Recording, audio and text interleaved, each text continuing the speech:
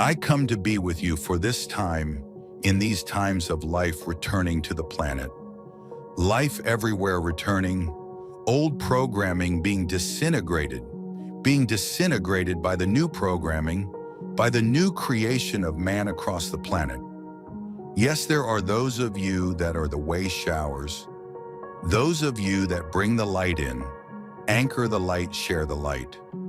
There are also so many others that are benefiting from you, and those of you that are sharing the light everywhere. You're sharing the light of truth, of oneness, of belief, believing in who you are, never letting go of that, for you have come so far and it would seem like a long time, but in the lactic time frame is but moments. We all experience a passing moment of confusion, not quite grasping a concept or idea from time to time. But confusion can also be a state of mind, an ongoing feeling that the world simply doesn't make sense. It may arise whenever we think about a particular situation or relationship, and we may get stuck there, not knowing which way to turn. So we mentally retreat and focus on something else, avoiding the issue altogether. We all know what it feels like to feel uncertain or upside down. But what is confusion exactly? And what is the spiritual meaning of being confused? Confusion is essentially the cognitive dissonance that arises when two conflicting ideas battle within us. This is different than simply failing to understand something. Confusion typically happens not when we are missing information, but that the information we are getting clashes with a previously held belief, understanding, or experience. So much is changing in your world at this point. The old age of darkness is fading, is disintegrating, and the new age of light is dawning. This is the dawn, the new world dawning, if you will, of the age of Aquarius. You are right there now on the cusp of this tremendous change from dark to the light because of all of you that are indeed the way showers, that are the system busters, cause of you being able to be here this time and having a say, having a part in the changeover that is happening now. Because of all of you, there are so many more across the planet that are indeed awakening to who they are. Yes, it is a process, and yes, according to your understanding, your three-dimensional understanding, it takes time. That time indeed is even changing. Time is moving your understanding much, much faster. You are coming closer and closer to the beginning of the end of this age of darkness. In my counseling practice, we often work somatically to explore what feelings and body sensations come up around a certain issue. This often includes getting to know individual parts of oneself that react to an issue in different ways. For example, part of me wants to quit my job and go back to school, but another part fears losing stability. The experience of confusion can be quite heady. We tend to feel it around the head and upper body, like a constantly moving cloud spinning in all directions. It prevents us from dropping down into the lower body, which is often where we really feel our feelings. Confusion, then, functions similarly to anxiety, and they can certainly coexist. Like anxiety, confusion pulls us up into our minds, making us focus on thoughts, ideas, and questions, which in turn spirals fear.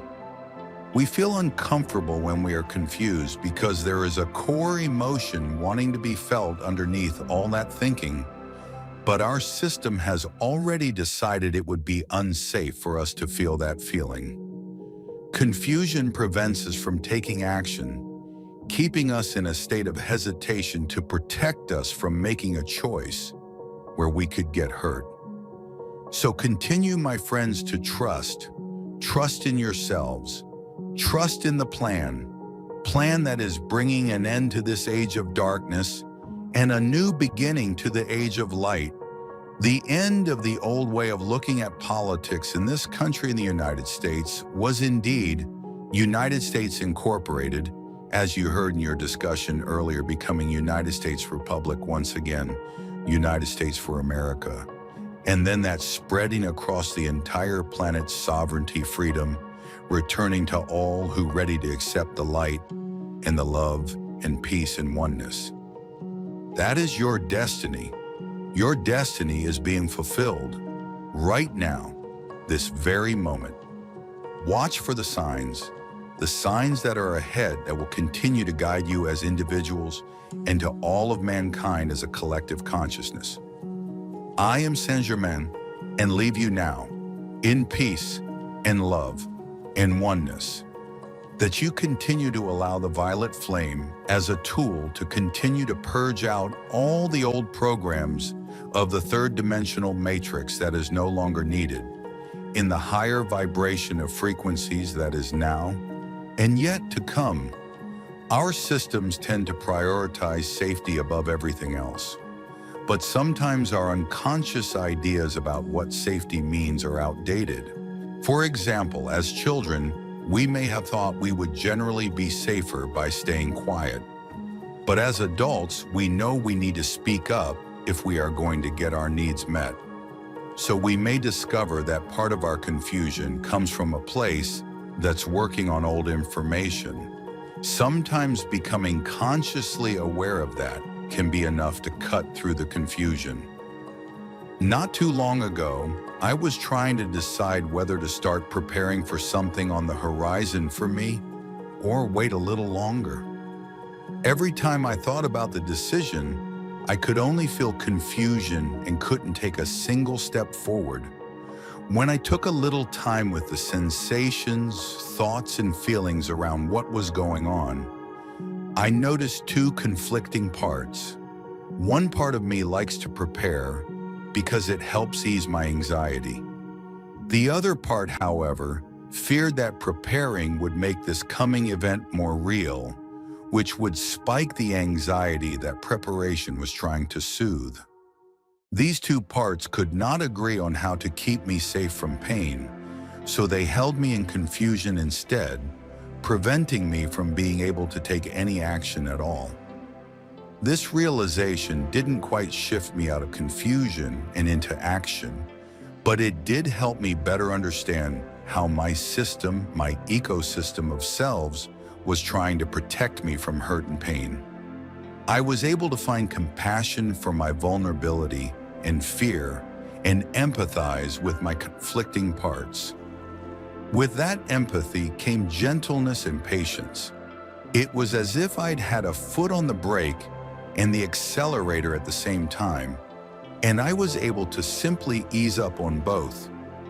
I did need a little more time before I could start preparing, and when it was the right time to do so, I was able to start without too much struggle. There's also an incredible power in allowing ourselves to be honest about how we really feel. We might assume that when we admit we feel a certain way, frustrated with a partner, for example, or unsure if we want to finish a degree program, we will have to act on it immediately, even if we're not ready. But that's not the case. When we can honestly acknowledge what we're feeling, we can discover that we have choices. The part of us that wants to stay in a relationship or job might be competing against the part of us that is struggling, ensuring we get stuck in confusion.